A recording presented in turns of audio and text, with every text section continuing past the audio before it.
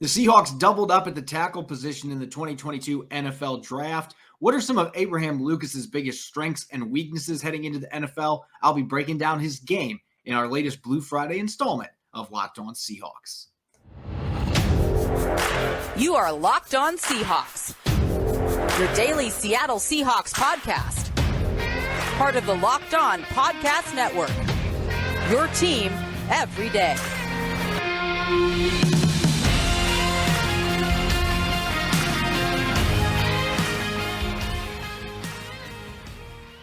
Greetings, 12s. This is Corbin Smith, your host for Locked On Seahawks. Happy Blue Friday to all the 12s out there. As always, thanks for making Locked On Seahawks your first listen 5 days a week. We've got rookie minicamp upon us here. Friday, Saturday, Sunday, the Seahawks will be bringing in their draft picks, undrafted rookie signings, and, of course, some tryout players to kickstart their offseason program. And for all these rookies, their first chance to see an NFL practice field. And the assessments begin for the coaching staff as we get closer to the 2022 season. I'll be breaking down some of those signings that were announced today by the Seahawks, answering your mailbag questions in our weekly mailbag.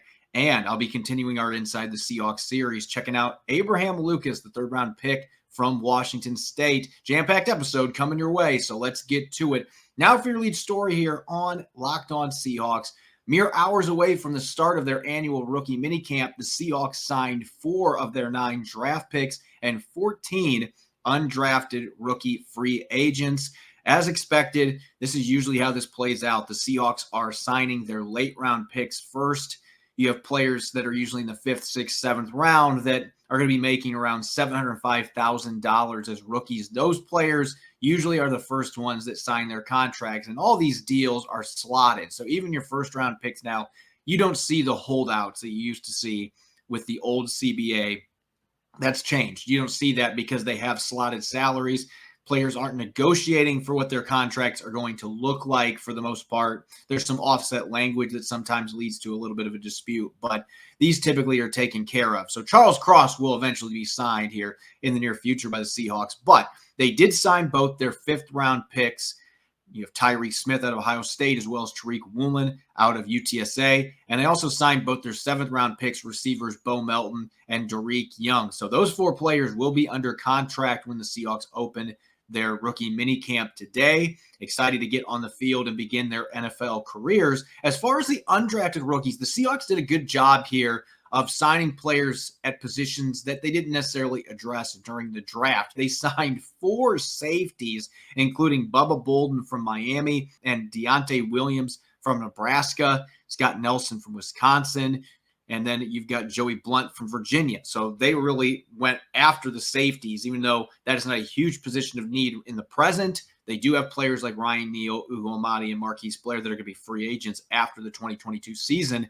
So having a player or two at that spot to develop, maybe practice squad guys, would be a really smart move right now, looking towards the future. So not surprised to see the Seahawks were aggressive on that front. At the quarterback position, they signed Levi Lewis out of Louisiana, and he doesn't look like an NFL quarterback. He's under 5'9". He measured in at 5'8.5" at Louisiana's Pro Day, 187 pounds. So this is not a big guy, but he completed 64% of his passes for the Raging Cajuns in his career. School record, 74 touchdown passes, just 18 interceptions, over 1,000 rushing yards, 14 rushing touchdowns.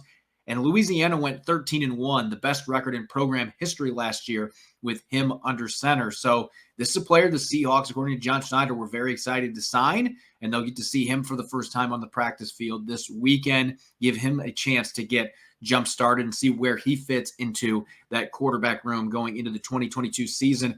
Looking at the rest of the undrafted signings, I don't have all 14 listed here, ran out of room, but here's the most notable ones. Again, the Seahawks being very aggressive at the safety position with Joey Blount, Bubba Bolden. Bolden's a guy that'll come up and hit you. So as a special teams player, there's a lot of value there. Scott Nelson and Deontay Williams, the other 2 safeties. Chameris Gilmore is a very intriguing guard out of Georgia State. 6'2", 301 pounds, ran a 4.39 second short shuttle, which was almost as fast as 4th-round pick Kobe Bryant, a cornerback. So this dude's got really good athleticism for his size, over 4,000 snaps at Georgia State. So he's played a lot of football coming into the NFL. Matt Gotel from West Florida, 6'1", 341 pounds, really big defensive tackle that'll get some looks at the nose position. Jake Herslow, receiver from Houston. Levi Jones, the linebacker from North Carolina State. Cade Brewer, the tight end from Texas. And former five-star recruit Demetrius Robertson from Auburn. A few other names of note here, and I'm going to butcher this one. Josh Onajugo from Framingham State, a Division II school, had 13.5 sacks last year. He was signed. Josh Valentine Turner, the corner from Florida International, and John Mitchell, the tight end from Florida Atlantic. All 14 of those players were signed, and now they'll get a chance to see where they fit into Seattle's plans heading towards training camp. And this is a team that has had a lot of success with undrafted rookies in the past. I think this year it's going to be much tougher sledding. Last season, the Seahawks had 3 draft picks. So undrafted rookies didn't have near as much competition to go up against. And that gave players like John Radigan a chance to be able to play and make the roster eventually. It's going to be really tough for the guys that are on this crop of undrafted rookies to be able to make this team with having 9 draft picks and all the free agent moves that the Seahawks made. Only going to be so many spots open on that 53-man roster. But again, all it takes is just coming in and impressing. And Pete Carroll and John Schneider, they will give you a roster spot. And so, as always, really excited to see what this crop of rookies looks like as they go through rookie minicamp, and then we get deeper into the offseason program. Obviously, veterans will be showing up this year for your OTAs, mandatory minicamp. The Seahawks are switching it up a little bit this year. Normally, mandatory minicamp is after their 10 OTA practices, but that is not the case this year. Pete Carroll plugged it into the middle of OTAs, and it's during the middle of the week, no weekends.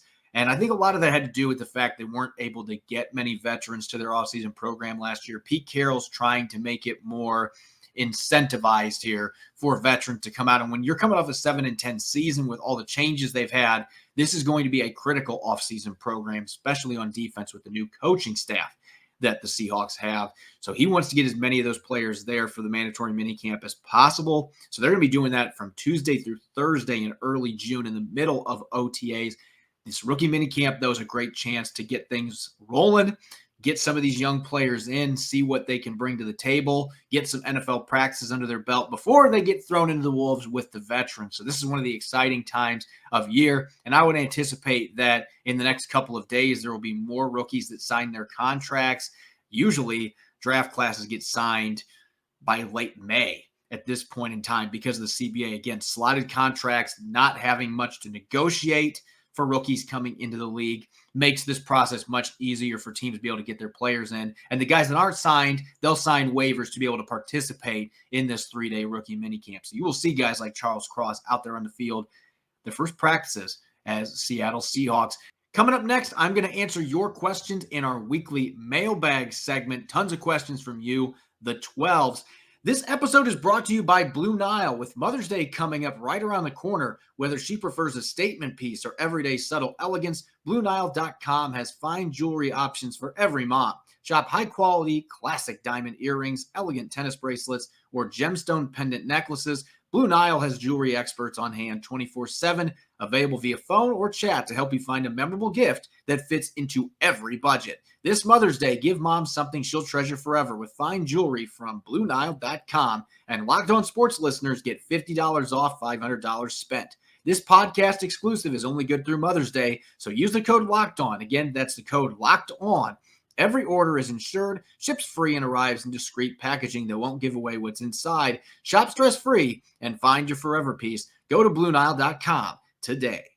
BetOnline.net is your number one source for all your betting stats and sports information. Find all the latest sports developments, league reviews, and news, including this year's basketball playoffs, Major League Baseball, and this weekend's Run to the Roses as the Kentucky Derby returns. BetOnline is your continued source for all your sports and wagering informational needs, whether it's live betting, the playoffs, esports, much more. Head to the website today or use your mobile device to learn more about the trends in action. BetOnline, where the game starts. You're listening to the Locked On Seahawks podcast, Blue Friday edition. This is your host, Corbin Smith. As always, greatly appreciate you making Locked On Seahawks your first listen 5 days a week. It's time for our weekly mailbag segment. We usually do it on Thursday, but with so much going on in post-draft, there's been a ton of content to discuss. finally able to get to some of your questions, and there's a bunch of good ones this week. So let's get to it. First one coming from Think and Unify tweets. What value could Nick Foles bring to the Seahawks if signed? So I don't want to say that there's absolutely no value with Nick Foles because obviously he's been a capable quarterback in the NFL. He has won a Super Bowl with the Philadelphia Eagles. They lost Carson Wentz for the season. He stepped into the lineup and he put that team on his shoulders, made some big plays, and they got the Lombardi Trophy. He's had a few seasons where he has been a top 10, top 15 caliber starter, but that was a long time ago. I think that he would offer no value to the Seattle Seahawks right now. What good is it going to do to sign a player like Nick Foles, who's now well into his 30s? It's been several years since he showed that he was a capable starter in the league. I mean, the Chicago Bears just released him, and the Bears don't exactly have a great quarterback situation. I still think Justin Fields could be a very good one, but they got a lot of things they got to figure out developing him. That is not a place that's had much success with quarterbacks. He couldn't win a starting job and hold it in Jacksonville a few years back. At this point, I don't see any reason to bring him in. I'm sure Pete Carroll could make the argument about competition, but I mean, Drew Lock is a significantly younger version of him with more athleticism. Geno Smith has honestly played better in recent history than what Nick Foles has last year in those 3 starts for the Seahawks. And Jacob Eason's got a lot of upside with his physical tools. I just don't see any value in signing him. I don't think it's going to happen. If they're going to add to the quarterback room, there are some other possibilities out there. But at this point, it seems to me like they are ready to go forward with Drew Lock and Geno Smith and Jacob Eason as their quarterbacks and maybe give Levi Lewis a little bit of a look as an undrafted rookie signing. Next question from DJ Rowdy tweets, going off this last question. Do you see Seattle going after Baker Mayfield if he gets cut from the Browns? If Mayfield gets cut, I've been saying this all along.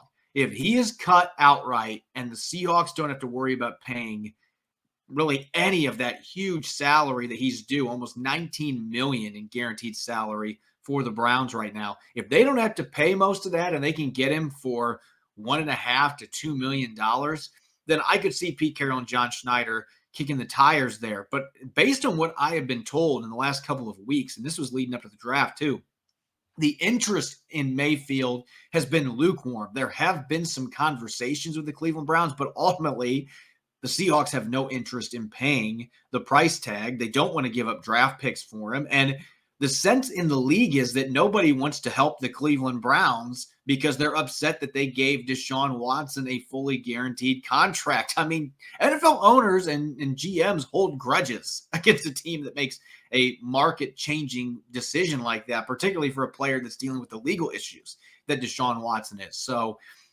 I'm not going to say it's impossible, and I've been saying all along that there could be a fit for Baker Mayfield. If he's released, then that opens the door for the Seahawks to go get him at their price.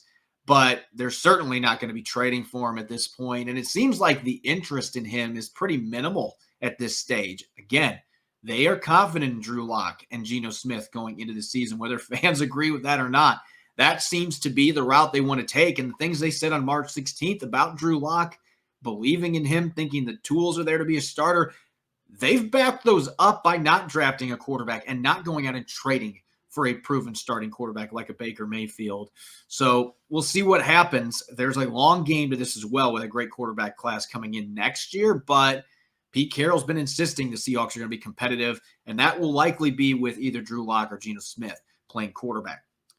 Lidio Hamadi tweets, if Seattle cuts Chris Carson, they will have even more cap space. What free agent should they go after that will help this team improve even more?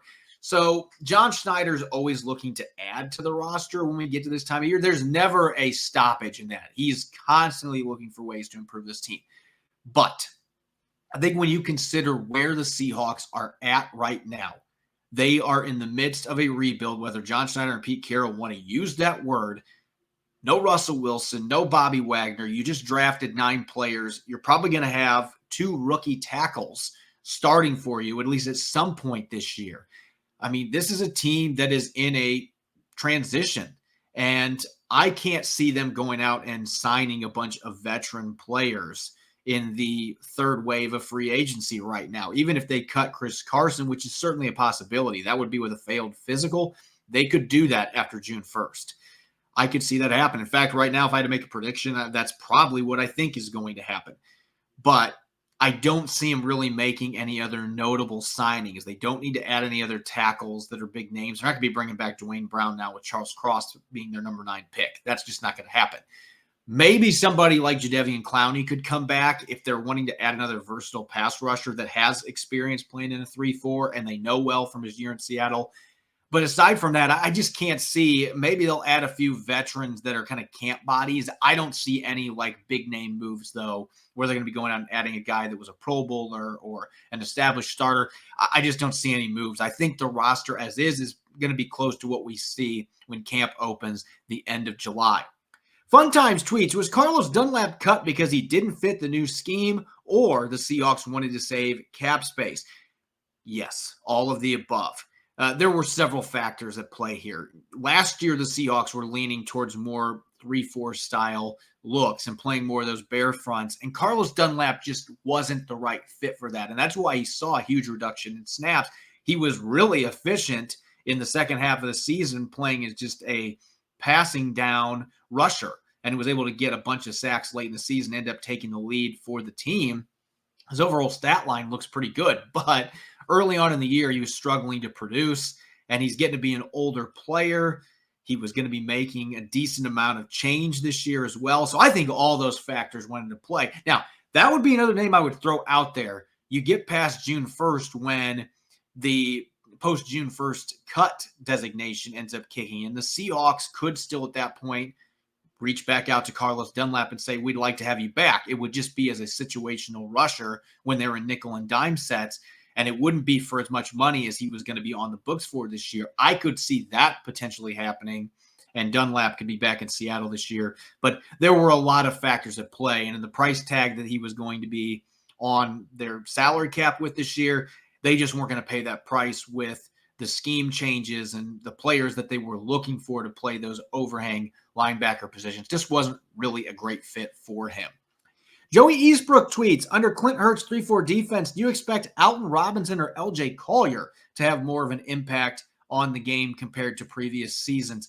If I had to lean towards one or the other in this instance, I would still go with Alton Robinson because the flashes that he's had have been really exciting. The problem's been not a lot of playing time. And then last year, I didn't feel like he was near as effective the last 9-10 games. He was dealing with a bruised knee for a few weeks. And I don't know if that was lingering the rest of the year, but he just wasn't splashing in the pass rusher department like we saw at most of his rookie year in limited opportunities. I still think that he can be a quality reserve. I have some questions about him dropping into coverage, playing that outside linebacker position, but in pure pass rushing situations, he could still be a guy that is a factor for the Seahawks. LJ Collier missed 7 games last year as a healthy scratch. I find it hard to believe things are suddenly going to turn around. Now, maybe this scheme change ends up benefiting him. He has played as a stand-up linebacker in the past at TCU. He could play that 3-tech or 4-eye technique as a defensive end for the Seahawks in 3-4 looks potentially, and maybe have some value as a pass rusher. But of those two, I think Robinson has the best chance to make an impact this season for the Seahawks. Last question here. Graham Beto tweets, what's your assessment of the potential of the offensive line? Do you think it has top 10 potential if the 2 picks pan out and they gel? Well, I think down the road, if Charles Cross ends up being the player that the Seahawks believe he can be, and he's a dominant pass protector, performs well in the run game, gets acclimated to a pro-style offense quickly, Charles Cross can be a top 5 left tackle in the NFL. He's got that kind of upside. He's only 21 years old. You have to develop him, though. So at this point, who knows how good he's going to end up being in Seattle? That's going to fall on the coaching staff. That's going to fall on him taking to that coaching and being able to adjust to a much different style offense than the one he played in under Mike Leach the last couple of years. But if he gets to that level where he's a top 5, top 6 tackle, and Abraham Lucas ends up being a really solid starter at right tackle, those are 2 huge pieces for this offensive line. And they've still got a young guard in Damian Lewis that I think can be a Pro Bowl caliber guard. Center still a question mark with Austin Blythe being on a 1-year deal. I thought they might draft somebody that spot. They didn't. So it looks like it's going to be Blythe's job, and they're hoping that he can play well and maybe earn a second contract with the team. And Gabe Jackson, now in his 30s, had a decent year last year, still a reliable veteran. I don't know where he fits in long term, but you put all those pieces together, could they be a top 10 offensive line? If your two tackles really hit and you really connect on those picks and those guys reach their potential, then a few years from now, yeah, this could be a very good line. I don't know if Gabe Jackson or Austin Blythe's part of that group. I could see him still adding pieces the next couple of years to this front line, but the tackles are a really good pair of foundational pieces for this group that gives them a chance to be that good a year or two down the road. I'm not anticipating that this year because they are going to go through their lumps. We don't even know if Lucas is going to win the starting job. Jake Kerhan is going to be a viable competitor at that spot. But if you've got two rookies playing extensive snaps, there will be growing pains. There's going to be challenges with that, but it's going to benefit you in future seasons, most likely. So I could see a few years down the road that this line, if they continue to add pieces to it, could be a very good one in 2023, 2024. When I return to the next quarter, speaking of Abraham Lucas, I'm going to break down Seattle's third-round picks, some of his strengths, weaknesses, not going too far from his stomping grounds in Pullman, going back to the Seattle area to play for the team he rooted for growing up. Where does he fit into Seattle's plans this year and beyond? It's almost summertime, and if you're like me, you're going to need quick food for on the go. Built Bar is the perfect snack to take on family vacations or whatever summer adventures you have planned. I know when I go hiking at Mount Rainier or other beautiful parks here in the state of Washington, I'll be glad to have a delicious Built Bar to fuel my journey, especially Built Bar Puffs. Covered in 100% chocolate, amazing flavors like banana cream pie. I'll eat 2 or 3 of them in one sitting. You've also got delicious flavors for regular Built Bar. You've got salted caramel, peanut butter brownie, which is my personal favorite, orange cream. They're coming out with new flavors every single month. And not only are they delicious, they're healthy compared to a candy bar. Less than 200 calories, less than 5 net carbs, less than 5 grams of sugar, and 17 grams of protein. It's the perfect pre-workout snack, post-workout snack, or if you're like me and going hiking or going on a vacation, it's a nice snack to have that's not going to ruin your diet. So make sure to check out Built.com and use the code LOCK15 to get 15% off your next order. Again, that's LOCK15 at Built.com to get 15% off your next order. You're listening to the Locked On Seahawks podcast, Blue Friday edition. This is your host, Corbin Smith. Thanks as always for making Locked On Seahawks your first listen 5 days a week. The Seahawks doubled up at the tackle position in the 2022 NFL Draft, and they needed to. Going into this process with Dwayne Brown and Brandon Shell not being re-signed, they had 3 tackles on the roster with a combined 5 NFL starts. All 5 of those starts belong to Jake Kerhan, who signed as an undrafted rookie free agent a year ago out of California. He started the last 5 games, and I thought he played pretty well in those games. But you could tell based on comments made by Pete Carroll at the combine and before the draft that while they were pleased by what they saw from Jake Kerhan, they weren't necessarily thinking that's our guy to start at right tackle either. So they wanted to bring in competition, and they absolutely did that by drafting Abraham Lucas at 72 overall out of Washington State. Former Archbishop Murphy High School star in Everett, one of the best programs in the state of Washington. So he's a local kid, as he told reporters last week.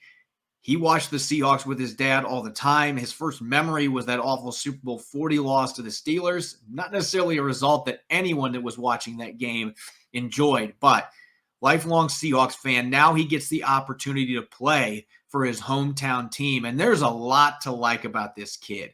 6'6", 315 pounds. He's a mountain of a man, and he put up some really impressive numbers at the combine, most notably a 4.25 second short shuttle, which is in the 92nd percentile. I mean, this guy is an incredible athlete for his size. Didn't do well in every single event at the combine, but posted a really good 40 time, and his short shuttle, that is an elite time for an offensive lineman at 315 pounds. So you can see that athleticism in pass protection. But like Charles Cross, coming from the air raid system coached by Mike Leach, Abraham Lucas is an outstanding pass protector. Didn't give up a sack last year, according to Pro Football Focus. Only gave up 1 in the 2020 season. This is a guy that rarely lets his quarterback get hit. 2 QB hits allowed in the last 2 seasons combined. You can see the athletic traits of his ability to slide move laterally, and mirror in front of defenders. And he does such a good job of keeping his quarterback clean. So that's something that he's going to bring to the NFL, a great resume as a pass protector. He's been an all Pac-12 selection each of his 4 years in college. Last year was a first-team all Pac-12 pick, and he's gone against some really good pass rushers in the Pac-12 conference. So he's tested in that area. There's a lot to like, particularly the athleticism, using his length well. He does have some issues time to time with balance, and I've noticed that in pass protection as well as run blocking. He gets caught leaning, and if you do that in the NFL, pass rushers are going to eat you alive. So that's something he's going to have to work on. And the leverage game, when you're 6'6", we talked about this all of last year with Stone Forsythe being 6'8". When you're that tall, naturally, you're going to lose leverage battles a lot of the time. And so that's something that he is going to be dealing with throughout the entirety of his NFL career, though I didn't think it was as big of an issue for him as what I saw for Stone Forsythe last year. And I certainly think that he's more than capable of winning the leverage battle. He's got good technique in that regard. Maybe the biggest surprise for me when I look at this kid, it's easy to watch his pass protection and be enamored because of his athleticism, his light, nimble footwork, his ability to mirror, a tough guy to bull rush when his technique is right, his hands and his feet are working in unison. This is not a guy that is easy to push around, and he's a great athlete. But I've really been surprised in the run blocking department. When you go back and watch Washington State games, last year they actually ran the ball a lot more than what they had in the past when Mike Leach was the head coach, and even in the 2020 season. They had almost 400 running plays last year. So Abraham Lucas got a lot more experience as a run blocker, even if it was out of a two-point stance extensively. Never had his hand in the dirt. That's going to be an adjustment for him at the next level. But there's a dog in this kid. He is a violent run blocker. He plays with physicality. John Schneider made a quote that I love, that he may be a man of faith off the field, but you don't see it on the field. And that's the way he plays. He plays with a chip on his shoulder. He plays with a mean streak, and he loves to finish. He will knock defenders into the turf. I think that's his strength in run blocking, is his physicality and just getting downhill on people, which is a bit surprising when you consider the athletic traits. You would think in the zone blocking game, that's where he would really shine. But reach blocks, he's going to be a major work in progress technique-wise for Andy Dickerson and his staff, trying to work with him on that, because he really struggled to consistently execute reach blocks, particularly backside blocks, which are crucial if you want to be able to hit on big runs in the zone concept game. So those are some areas that he's really going to have to work on. Hand placement and width as far as his base are going to have to be more consistent. That's going to play into his balance issues at the next level. So I look at Abraham Lucas coming in the league, 4-year starter from Washington State. He is a proven commodity in pass protection. He is polished in that regard. There are some technical issues that need to be cleaned up. That, to me, is the biggest thing. So is he going to be ready to start on day one? That remains to be seen. This, to me, is a 50-50 thing, because I did like what Jake Kerhan did last year in the 5 starts that he had, and he really played well in the run game. Pass protection, he was behind a step. There were certainly some big misses there. He's got some room to improve in that regard. But I think in the run game department, he's ahead of the curve compared to Abraham Lucas. Now, Lucas has more upside, and he can make up that ground very quickly on the ground, particularly if he cleans up his footwork when it comes to reach blocks and just zone blocking in general. If he's able to take his athletic gifts and translate it better into those concepts, he is going to pass Jake Kerhan pretty quickly. So we'll see how fast that happens, but it's possible that he could be starting in week 1. This also might be one of those cases where Jake Kerhan wins the job, and then we get a few weeks into the season, if Kerhan's not playing well, that they turn to the rookie, or it just could be a case where Jake Kerhan's just keeping the seat warm, and then when the Seahawks are truly comfortable in putting Abraham Lucas into the lineup, then they will make it happen. And so I think at some point in the 2022 season, we will see Lucas out there. I'm not going to guarantee right now that he's going to be starting in week 1, because there are some question marks with technique, particularly in the run game, that he's going to have to clean up. You know, his pass protection is going to be challenged as well, going against NFL guys, particularly some of the players the Seahawks have like Darrell Taylor and Boye Mafe. Those are going to be really good tests for him on the practice field to see if his success at Washington State translates into an NFL-style offensive scheme. I think that he's going to be fine. The Seahawks obviously don't have reservations about his ability to work out of a three-point stance. He showed he could do it at this. He showed he could do it at the Senior Bowl. So this gives him a great opportunity to play early. I just don't know if it'll be week one. Jake Kerhan's a worthy competitor for him, and maybe even Stone Forsythe can be thrown in there. He got some snaps in games last year at right tackle as well. So this could end up being a three-player competition with Charles Cross being the starter immediately on day one on the left side. And if he's able to get extensive snaps this year and improve as his rookie season goes on, again, Seattle should be really excited about the future with two bookends that really could be your foundational building blocks for that offensive line for the next decade. And with all the instability Seattle's had on the offensive line for several years, that would be a very welcome development heading into this new era of Seahawks football. As always, you can follow me on Twitter at Corbin Smith NFL. Thanks for making Locked On Seahawks your first listen 5 days a week. And make sure to check out the Locked On NFL podcast for your second listen. The schedule may be getting dark as we've moved on from the schedule may be getting dark as we moved on from the draft, but the NFL never stops, and neither does Locked On NFL. Get insights and opinions from hosts, including Ross Jackson, Chris Carter, and Tony Wiggins, plus local Locked On NFL hosts repping all 32 squads. There's no offseason for real fans, so make sure you're subscribed to Locked On NFL on YouTube and wherever you get podcasts. Make sure to check out the Locked On Seahawks podcast on Apple Podcasts, Google Podcasts, Spotify. We're streaming 5 days a week on YouTube as well. Coming up on Monday, I'll be rejoined by my co-host Rob Rang, and the two of us will be breaking down some observations from Seattle's 3-day rookie minicamp and continuing our Inside the Seahawks draft series with fourth-round pick Kobe Bryant. Thanks for listening. Enjoy your weekend. Go Hawks.